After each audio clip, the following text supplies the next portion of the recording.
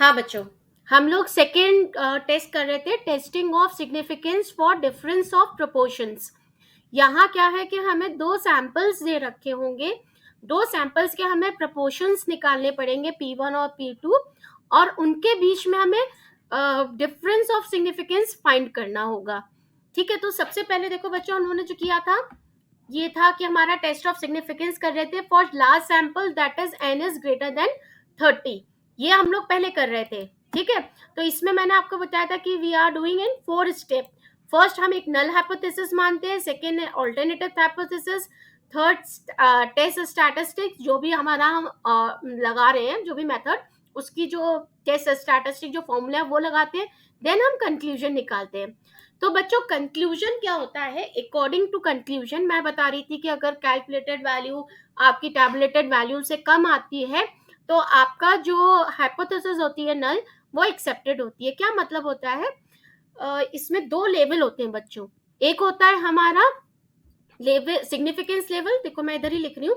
एक होता है हमारा सिग्निफिकेंस लेवल, सिग्निफिकेंस लेवल, और एक होता है हमारा confidence level, confidence level.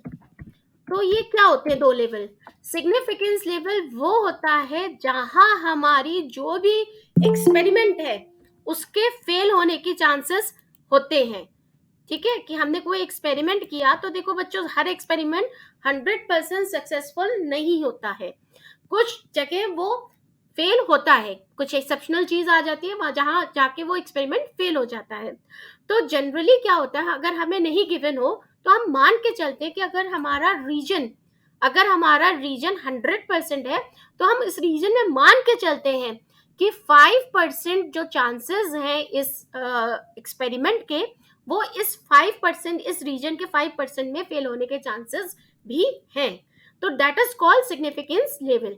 Significance level फिर से बताती हूँ क्या है। सिग्निफिकेंस लेवल वो है जहां हमारे एक्सपेरिमेंट के फेल होने के चांसेस होते हैं।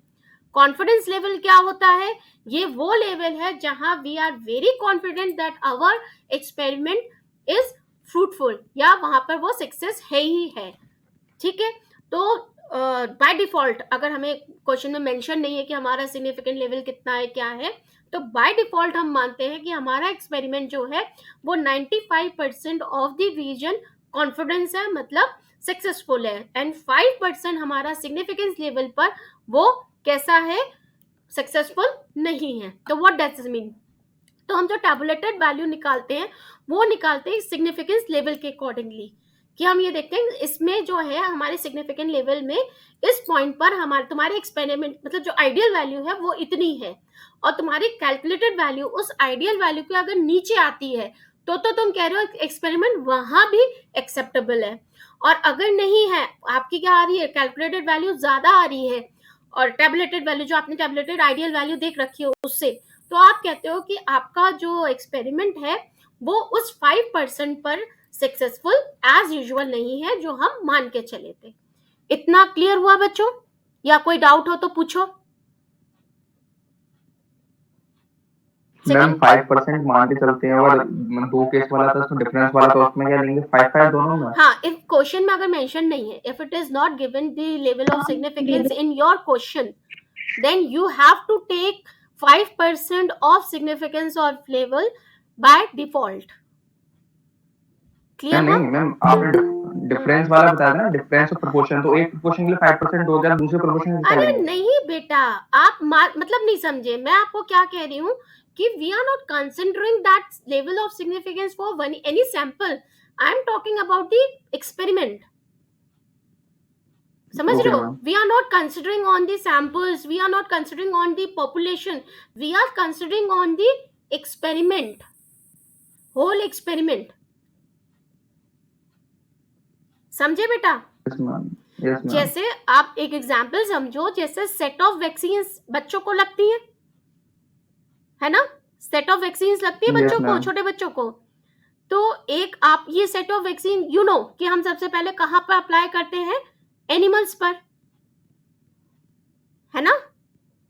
यस मैम, है ना? तो एक्सपेरिमेंट क्या है, वैक्सीन कहां अप्लाई हो रही है? एनिमल पर। और उसका आप क्या देख रहे हो, सर्कमस्टांसेस देख रहे हो कि वो कैसा रिएक्ट कर रहा है. इट इज नॉट डिपेंडिंग कि आपने एक चूहे पे करी, 4 चूहे पे करी, 10 चूहे पे करी. ठीक है, समझे यस बेटा? मैम. तो हमारा एक्सपेरिमेंट क्या है कि वी आर टेस्टिंग वैक्सीन. कहाँ? अपने मतलब ह्यूमन पर या लिविंग ऑर्गेनिज्म पर. ठीक है, लिविंग ऑर्गेनिज्म इज योर क्या कहते हैं, सैंपल. मतलब चूहा is your sample but living organism is your population. But the experiment is to check the vaccine. है ना? तो हम वैक्सीन को देख रहे हैं level of significance. We are not considering on the samples of population. Clear है बच्चे? मैम. और मैम वो right tail, ma'am hmm, right tail two tailed क्या था वो वो कैसे ये लिया था. था? देखो देखो, जैसे हमारा पहला वाला था testing of significance for simple proportion. Simple proportion तो आपने खाली एक प्रोपोर्शन पी होता है हमारा, स्मॉल पी प्रोपोर्शन होता है सैंपल का, कैपिटल पी प्रोपोर्शन होता है हमारा पॉपुलेशन का. ठीक है, sample small p sample, capital p population. तो देखो जैसे हमने इसमें क्वेश्चन किया था कि a coin was tossed 400 times and the head turns this time. Test the hypothesis that the coin is unbiased. वो कह रहे हैं कॉइन जो है वो अनबायस्ड हो. तो हमने नल माना coin is biased, sorry coin is unbiased. और ऑल्टरनेटिव क्या हो जाएगा, कॉइन इज बायस्ड. तो ये दोनों जो स्टेटमेंट है, ये दोनों देखो, ये कॉइन इज अनबायस्ड और कॉइन इज बायस्ड, ये कैसे हैं, अपोजिट सेंटेंस है. बायस का अपोजिट क्या होता है, अनबायस्ड. अनबायस्ड. है ना? तो जब आपकी स्टेटमेंट जस्ट अपोजिट हो तो वो आता है टू टेल टेस्ट. क्लियर हुआ? Yes ma'am. क्लियर हुआ? अब देखो सेकंड वाले में हमने testing of significance for difference of proportions करे. अब इसमें क्वेश्चन देखो क्या है, बिफोर, ये आपका क्वेश्चन है, मैं इसको बोल्ड में कर देती हूँ. इसका क्वेश्चन है, before an increase in excise duty on T, 800 people out of sample of 1000 people were found to be a tea drinker. After an increase in the duty, 800 persons were known to be a tea drinker in a sample of 1200 people. Do you think that there has been a significant decrease, देखिए word decrease, in the consumption of tea after the increase in the excise duty? चलो अब मैं तुमसे पूछ रही हूँ बच्चों, तुम्हारे पास दो केस हैं. एक तुम कह रहे हो कि मैंने एक्साइज ड्यूटी नहीं बढ़ाई थी, नॉर्मल ड्यूटी थी, तो जो चाय पीने वाले लोग थे इतना सैंपल लिया वो इतने थे. अब मैंने एक्साइज ड्यूटी बढ़ा दी, अब मेरे पास नंबर ऑफ जो चाय पीने वाले लोग हैं वो इतने, नंबर ऑफ सैंपल में इतने में. तो आप बताओ आपकी नल हाइपोथेसिस क्या होगी, कि क्या सिग्निफिकेंस डिफरेंस है दोनों सैंपल के प्रोपोर्शंस में या नहीं? क्या लोगे आप null hypothesis? Ma'am, there has been no change in the treatment. बिल्कुल. why you have taken that statement? Because it is the neutral statement. From this statement we are not pointing to any of the circumstances or any of the condition, we are not pointing out. है ना? तो हमने क्या कह दिया कि कोई भी सिग्निफिकेंट डिफरेंस नहीं है दोनों सैंपल्स के प्रोपोर्शन में. इतना क्लियर हुआ सेकेंड ईयर?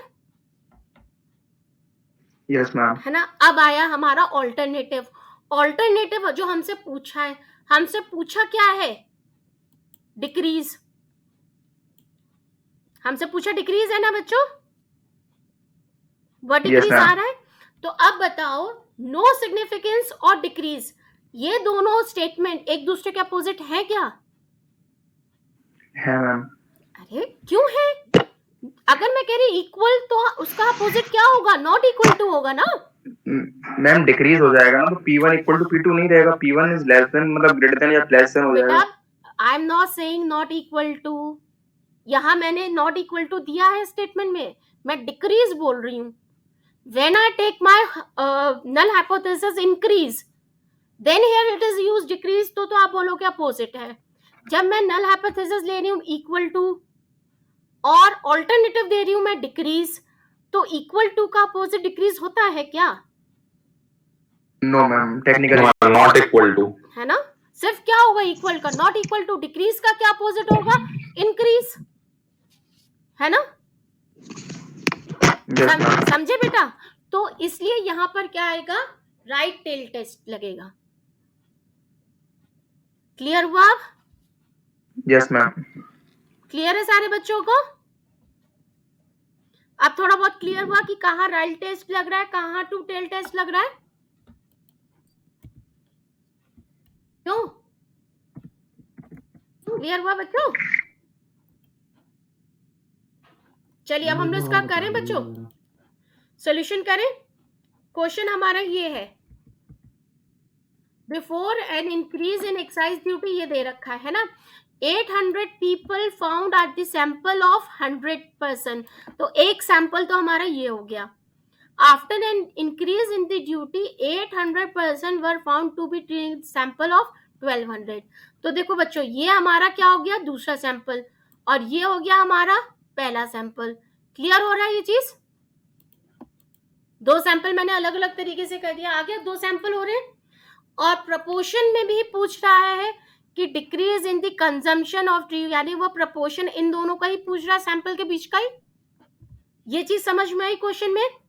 एन की वैल्यू देखिए, यहाँ 1000 है और यहाँ 1200 है, चेंज हो गया बच्चों। ग्रेटर देन 30 है, एन ग्रेटर देन 30 है बच्चों, बोलो सेकेंड ईयर। Yes ma'am. बोलते चलो, हेयर लिखो, हेयर बताते जाओ किस किस की क्या क्या वैल्यू है, बोलो। Here x1 is equal to 800. n1 की कितनी है? हाँ चलो n1 की बता दो। n1 is equal to 1000. n1 1000, बिल्कुल सही। n2 1200. n2 है आपका 1200, बिल्कुल सही। देखो बच्चों, 100 ये रहा, 1000 ये रहा, और 1200 ये रहा, ये n1 और n2 हो गए। और जो माने हैं उसमें से आप निकाल रहे हो वो किसकी वैल्यू है? कैपिटल x1 और कैपिटल x2 की, है ना? तो आपने निकाला। Yes, ma'am. कैपिटल x1 बताओ कितना है? 800. 800, ठीक है, बिल्कुल सही। और कैपिटल x2 की वैल्यू बताओ। 800. 8 कितना? ये भी 800 है, ओके, वेरी गुड, ठीक है, ये हमें गिवन है पूरा। अब हम किसकी वैल्यू निकाल लेंगे? Then P1 and P2. Small P1 and small P2. क्या है स्मॉल p1 निकल? स्मॉल p1 क्या होता है? x1 over n1. हाँ वो तो सही है, तो फॉर्मूला बता दिया। होता क्या है स्मॉल p1 को? आप बोलोगे क्या? Probability of sample. No, probability तो इन दैट सेंस है, वैसे क्या है ये? It is the proportion, Ma'am. It is the proportion for sample 1, है ना? Yes ma'am. हाँ बताओ, ये Proportion of sample and proportion of population. बिल्कुल सही। 800 अपॉन 1000 आई ना, which is Yes, equals ma'am. to 4/5. 4/5. Yes, ma'am. ठीक है, अब P2 निकाल लें हम लोग। P2 की वैल्यू हो जाएगी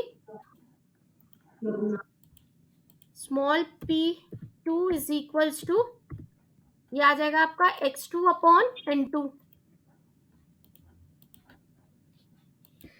capital x2 upon n2, this will be equal to 800 upon 1200। ये कितनी आ गई बच्चों वैल्यू? 2/3. 2/3, बिल्कुल सही, वेरी गुड, 2/3 आ गई है। अब कैपिटल P की वैल्यू और निकालो। कैपिटल P की वैल्यू क्या थी हमारी? P1 N1 plus P2 N2 P1 N1 plus P2 N2 over N1 plus N2. Very good, चलो मैं कॉपी कर लेती हूँ। कहाँ गया? ये था हमारा, यहाँ कैपिटल P की वैल्यू यही थी ना। चलिए, कैपिटल P की वैल्यू हो गई हमारी ये,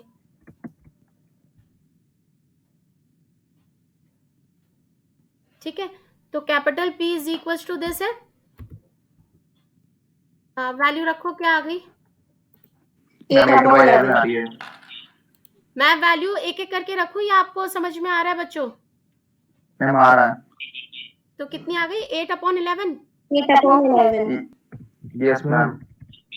सॉरी, 8/11, है ना? और किसकी वैल्यू निकालनी है हमें? और मैम क्या Q चाहिए होगा की। हमें? Q चाहिए होगा ना? Q की बताओ। Yes, ma'am. 3/11. Q क्या होता है? Ma'am, That 3/11 is equal to 1 minus P होता है ना?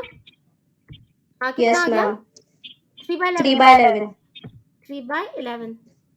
ठीक है, चलिए ये तो आ गए, हमारी सारी वैल्यू निकल आई। अब हम ले लेते हैं सबसे पहले नल हाइपोथेसिस। बोलो नल हाइपोथेसिस हम क्या माने? P1 equals to P2. P2.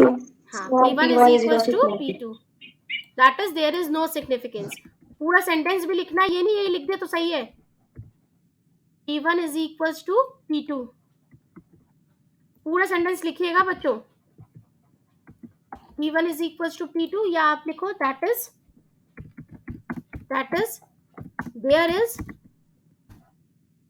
there is no significant difference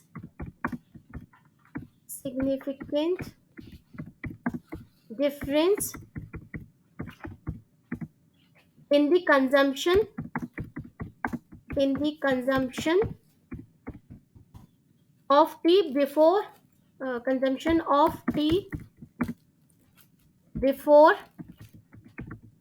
and after increase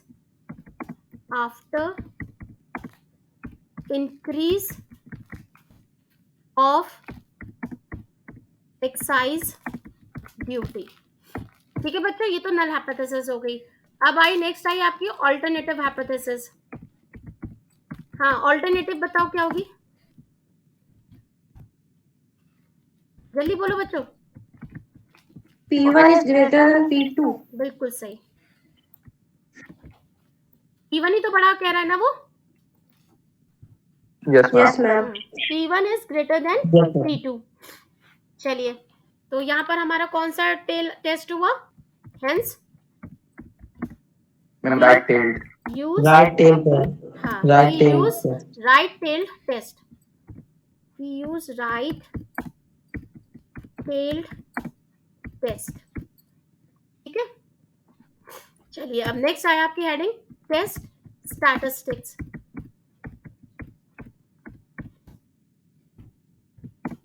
test statistics वो आ गई आपकी जेड है ना,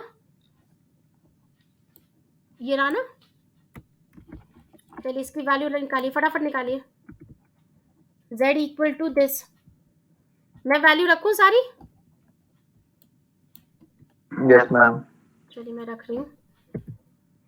इक्वल टू P1 की फ्रैक्शन में वैल्यू कितनी आ रही है बच्चों?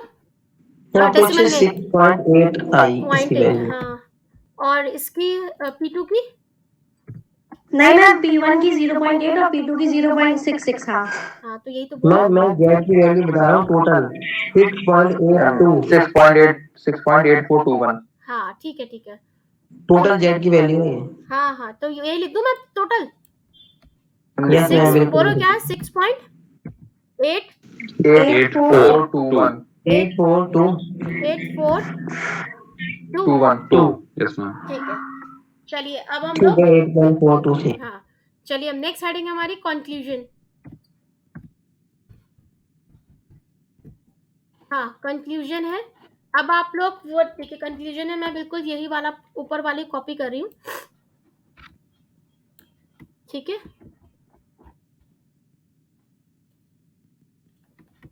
जो चेंज होगा वो लिखेंगे। z की कैलकुलेटेड वैल्यू आ गई हमारी 6.842 और z की देखो सिग्निफिकेंस लेवल की वैल्यू देखो।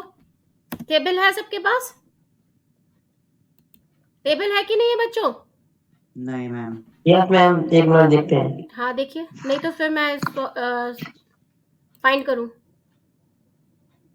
मैम सिग्निफिकेंस वैल्यू आ रही है 2.33। 2.33। Yes ma'am. एक मैं निकाल के और दिखाती हूँ। टेबल मैं आपको शो कर देती हूँ तो उससे आपको ज्यादा पता चल जाएगा। देखो ये रही टेबल बच्चों। वन टेल ये ना, वन टेल में हम कहाँ देख रहे हैं? 0.05 ये दिख रहा है बच्चों? सेकेंड ईयर दिख रहा है? यस मैम, दिख रहा है। अब इसकी z वैल्यू देखो कहाँ है। ये रही z, ये है z जो लिखा है। इसमें 0.05 में देखिए कितनी आ रही है? 1.645 1.645 आ रही है। देखिए ठीक है ना? टेस्ट फेल हो गया है। हाँ, तो ये मैं मिनिमाइज कर रही हूँ। तो यहाँ हमारा हम क्या लिखेंगे कि सिग्निफिकेंस इज 1.645। अब कैलकुलेटेड वैल्यू जो हो गई वो हमारी कैसी हो गई, ग्रेटर आ गई टैबलेटेड वैल्यू से, यस मैम आ है ना, गया।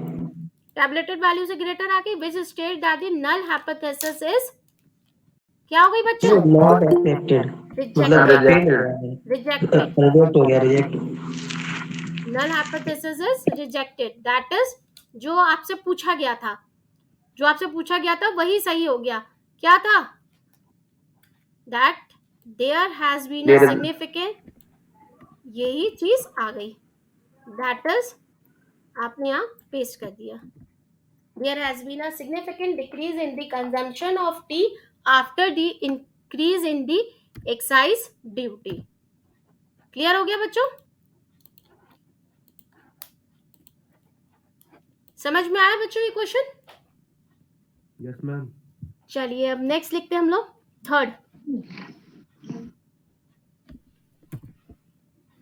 थर्ड मेथड है हमारा,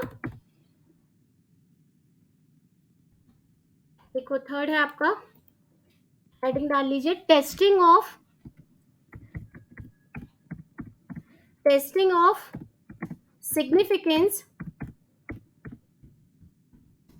significance for single mean, ये हेडिंग डाल लीजिए। ये ना थर्ड टेस्ट है, थर्ड नंबर का। हाँ ये थर्ड नंबर का टेस्ट है। हाँ ये थर्ड नंबर का, हम 2 कर चुके हैं, ये थर्ड है।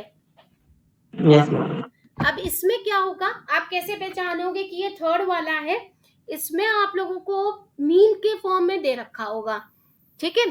तो हम लोग क्या है, पॉपुलेशन और सैंपल का एक्सचेंज करेंगे, मतलब फाइंड करेंगे, ठीक है। तो उसकी जो टेस्ट स्टैटिस्टिक्स होती है वो होती है आपकी z इक्वल टू, इसी के अंदर मैं लिख रही हूँ, z equals to, write down, z equals to, ये आ जाएगा आपका x bar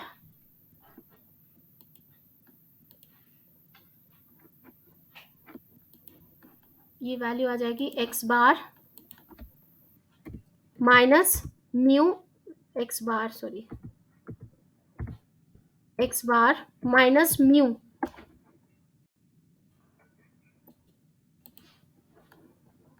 x bar minus mu upon sigma by root n, sigma by root n, ठीक है। जहां सिग्मा जो है वो स्टैंडर्ड डेविएशन है आपका पॉपुलेशन का, ठीक है। और अगर हमें बच्चों वो ना दिया हो, क्या ना दिया हो, सिग्मा नहीं गिवन हो, मैं इधर लिख देती हूँ बच्चों, where sigma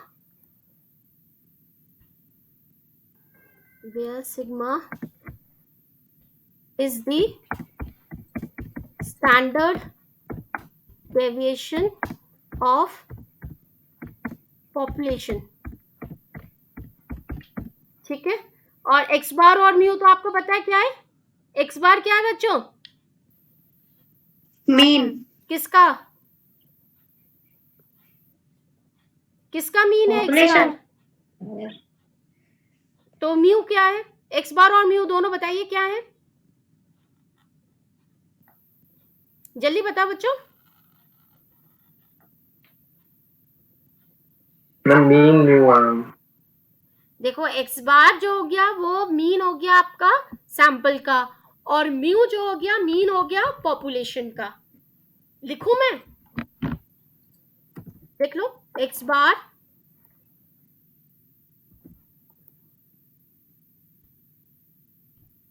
is the mean of sample,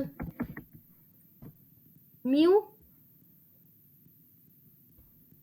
ये जितने भी स्टैंडर्ड फॉर्म है वो पॉपुलेशन के होंगे, is the mean of population, ठीक है बच्चों। n क्या होगा,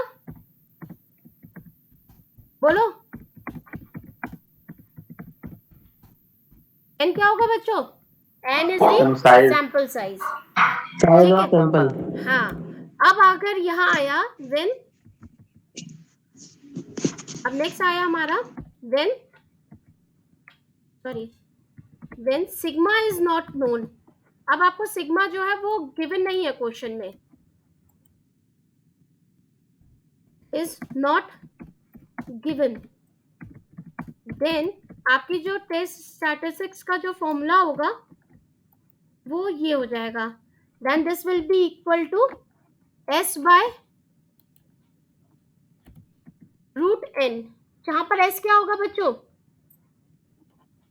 बताओ क्या होगा S, बता सकते हैं स्टैंडर्ड क्या? डेविएशन, स्टैंडर्ड डेविएशन किसका होगा स्टैंडर्ड डेविएशन? पॉपुलेशन का। हाँ मैम पॉपुलेशन अच्छा, सैंपल का मैम, सॉरी सैंपल का, सैंपल का सैंपल का। सैंपल का सॉरी सैंपल का standard deviation where S is the standard deviation of the sample, ठीक है। ये तो आपके फॉर्मूले हैं बच्चों जो हम लोग लगाएंगे इस वाले टेस्ट में। चलिए अब हम लोग एक एक करके इसका क्वेश्चन करते हैं। Write down the question.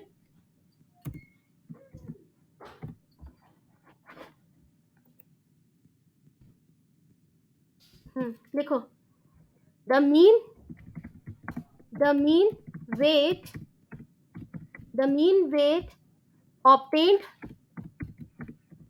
obtained from a random sample of size 100 is 64 grams, ठीक है। The standard deviation of the weight distribution of the population is 3 grams, ठीक है। Test the statement that the mean weight of the population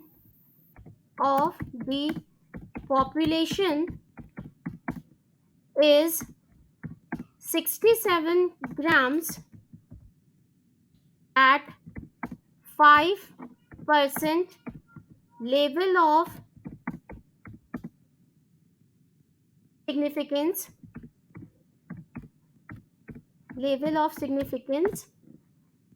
also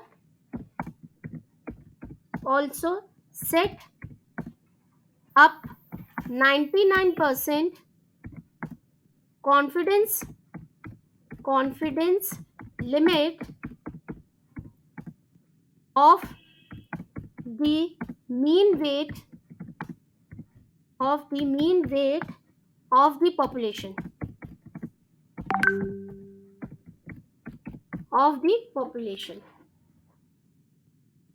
अच्छा, मैंने यहाँ पर वो आपको लिमिट्स बता दूं पॉपुलेशन की क्या होती है बच्चों? Yes ma'am. या मैं तभी बता दूंगी जब फॉर्मूला करवाऊंगी ना, तभी फॉर्मूले में लिखवा दूंगी, तभी डिफरेंस भी बता दूंगी। तो देखो, सबसे पहले तो हम लोग डिफरेंस समझते हैं इस क्वेश्चन में। देखो, the mean weight obtained from a random sample of size 100 is 64 grams. The standard deviation of the weight distribution of the population is 3 grams. Test the statement that the mean weight of the population is 67 grams at 5% level of significance. ठीक है, तो उसमें आपसे क्या बोल रहे हैं ये कि आपका जो है मतलब आपको कैसे करना पड़ेगा, ये कैसे समझ में आ रहा है कि मेथड थर्ड में है, फर्स्ट में नहीं है, सेकंड में नहीं है, क्या पूछा है, कैसे निकालना है, कोई समझाएगा मुझे? मैम मीन गिवन है ना, मीन तो इसलिए थर्ड में आ गया। बिल्कुल सही, मीन गिवन है तो इसलिए थर्ड में आ गया। अब पूछा क्या जा रहा है, कैसे क्या करना है हमें, नल हाइपोथेसिस हम क्या निकाल के लेंगे, क्या पूछा जा रहा है? मैम ये पूछ रहा है कि मतलब स्टेटमेंट को चेक करना है कि उसमें मतलब सिग्निफिकेंट डिफरेंस है या नहीं है 5% का।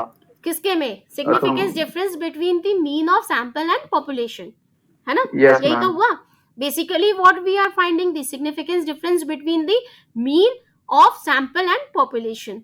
तो यहाँ वो क्या कह रहे हैं कि आपको टेस्ट करना है कि mean weight of the population is 67 grams at 5% of level of significance, है ना? ये पूछ रहे हैं वो। तो आप क्या मान के चलोगे नल हाइपोथेसिस कि कोई सिग्निफिकेंस डिफरेंस बिटवीन नहीं है आपका किस में? सैंपल और पॉपुलेशन मीन में, यानी mu is equals to 67 Population है, में. है ना? म्यू इज इक्वल्स टू 67 है। Yes, और ma'am. जो सैंपल मीन जो आपने ड्रॉन किया पॉपुलेशन का, जिस पॉपुलेशन से, उसका भी मीन कितना है? 67 ही है, 64 नहीं है ना? हमने यही Yes, माना। ma'am. ठीक है बच्चों? तो मतलब कि जो सिग्निफिकेंस है, डिफरेंस सिग्निफिकेंस, हाँ, वो दोनों पॉपुलेशन और सैंपल के बीच में जो है मीन, उसका मतलब है नल हाइपोथेसिस। मतलब नहीं, वो थोड़ा देखो मैं समझ बता रही हूँ। देखो टेस्ट क्या है, सबसे पहले टेस्ट समझो। टेस्ट 3 क्या है? इस टेस्ट में हम लोग सिग्निफिकेंस डिफरेंस निकालते हैं between the mean of population and sample. ठीक है? Yes ma'am. समझे क्या मतलब है? मतलब हम क्या निकाल रहे हैं? इसका मतलब ये है कि आप ये निकालते हो कि आपने जो सैंपल लिया है वो उसी पॉपुलेशन में से लिया है जो जिस पॉपुलेशन की आप बात यहाँ कर रहे हैं। हम ये मान के चलते हैं, ठीक है? हमने जो सैंपल ड्रॉ किया है वो उसी पॉपुलेशन से ड्रॉ किया है जिसका मेंशन यहाँ होता है, हम ये मानते हैं। ठीक है? तो अच्छा, मीन हम जो आपकी नल हाइपोथेसिस होगी वो क्या आप मानते हो कि there is no significance difference between the sample and population mean, यानी Yes, ma'am. आपका जो म्यू पॉपुलेशन का दिया हुआ है वही है म्यू, और हमारा जो सैंपल है वो इसी पॉपुलेशन मीन जो आपका दिया हुआ है उसी में से ड्रॉ किया गया है। ड्रॉप किया गया है, मीन का टर्म आ गया है जो सैंपल पॉपुलेशन में। हाँ, वहाँ प्रोपोर्शन था, यहाँ मीन आ गया। यहाँ मीन आ गया, ओके। ठीक है बच्चों? Yes.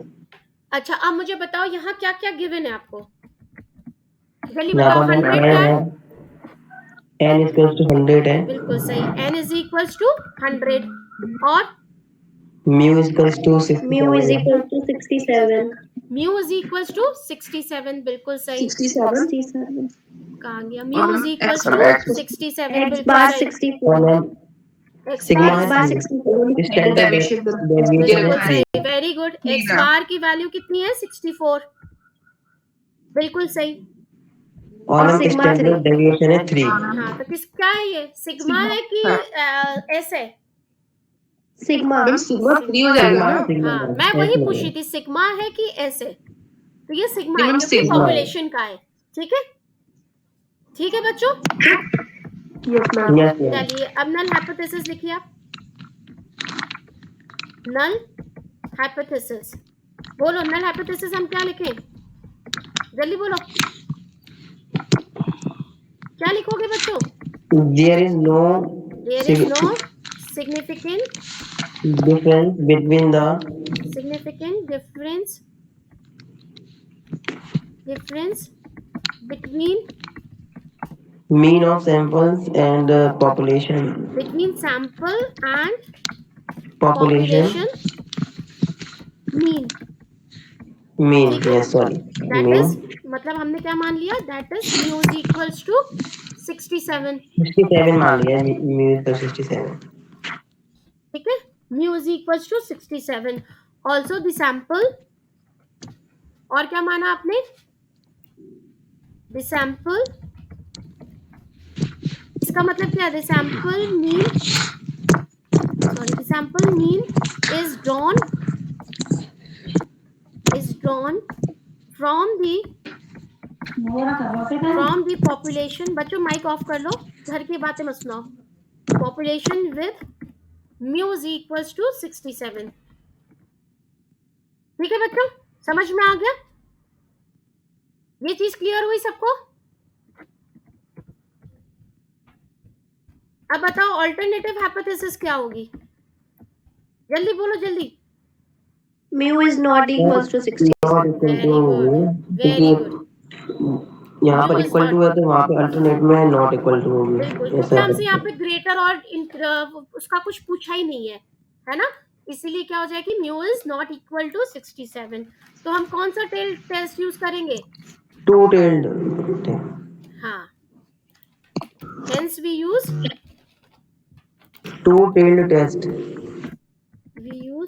To tailed test, two tailed test. ठीक है बच्चों, नेक्स्ट आ गया हमारा टेस्ट स्टैटिस्टिक्स।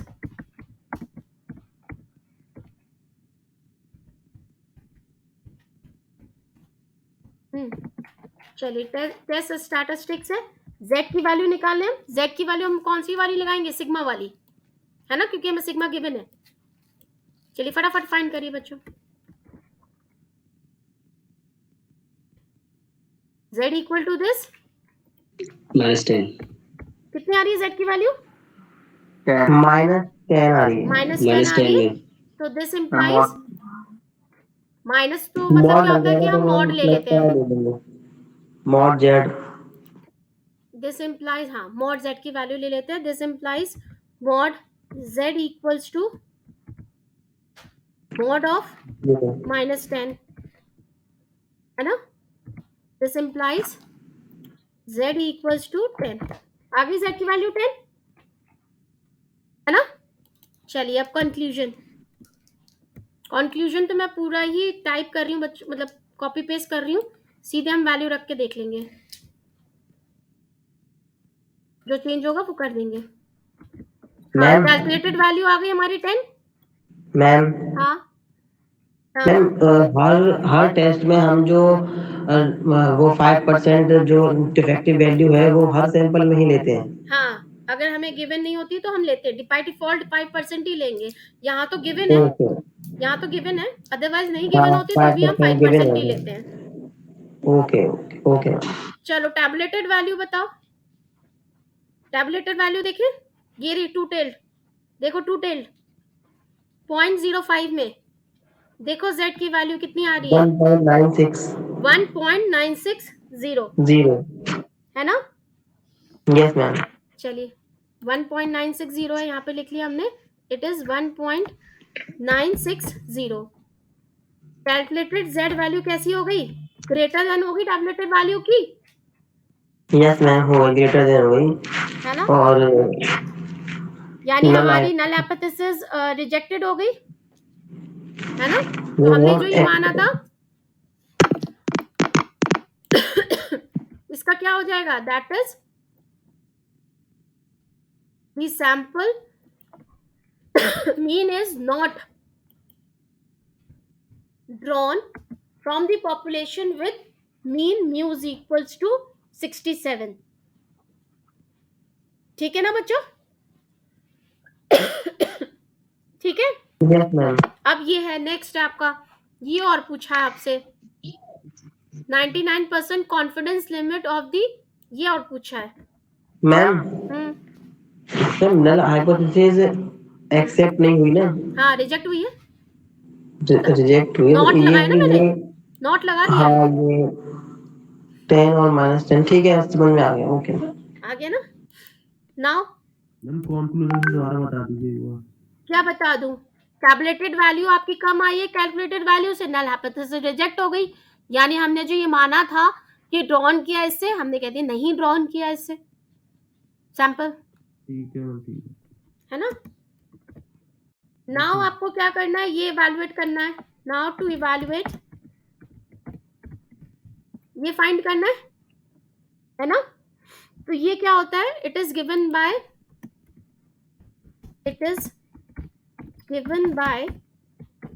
ये होता है आपका फॉर्मूला होता है, लिख लो उसका फॉर्मूला,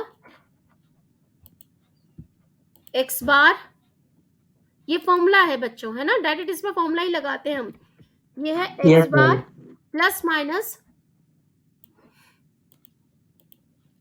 प्लस माइनस 2.58, ठीक है, 2.58 sigma by √n sigma by root n, ठीक है, इज इक्वल्स टू 64, क्या हो जाएगा? एक्स बार कितना है आपका? 64 है बच्चों, 64 प्लस Yes, माइनस 2.5 मैं लिख लेती हूँ, या पूरी वैल्यू लिख लूँ, पर चेंज कर दूंगी मैं।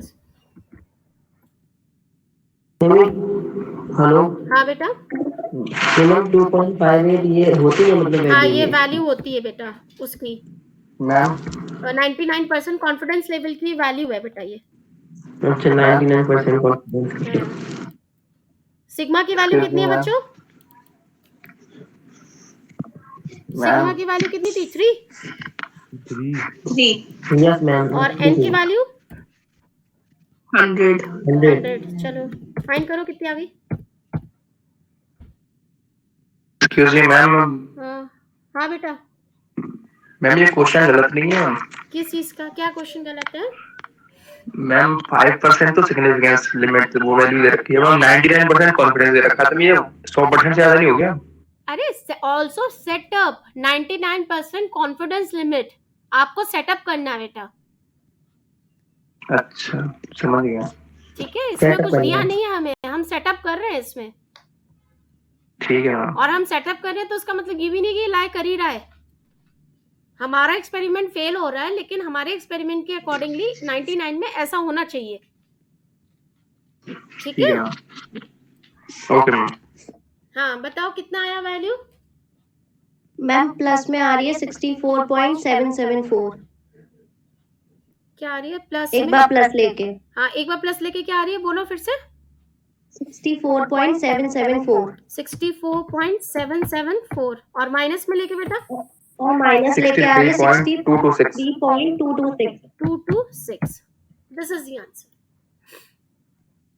दिस इज द आंसर बच्चों। Okay ma'am. मैम बोलो। मतलब ये जो आंसर आया है ये मतलब कॉन्फिडेंस लेवल को शो कर रहा है। नहीं, ये हमने सेटअप किया है कि accordingly to our given conditions हमारी 99% पे ये वाली लिमिट कंसिडर हो रही है, ओके है ना? ये लिमिट मतलब कंसीडर हो रही है इसके according to between our line. Given condition of our question. It doesn't means कि your experiment is satisfying this conditions and it will fulfill, ठीक है? Doesn't mean that बच्चे, हो गया? Yes ma'am. यही स्टॉप कर रहे हैं हम लोग। मैम इसके नोट कब तक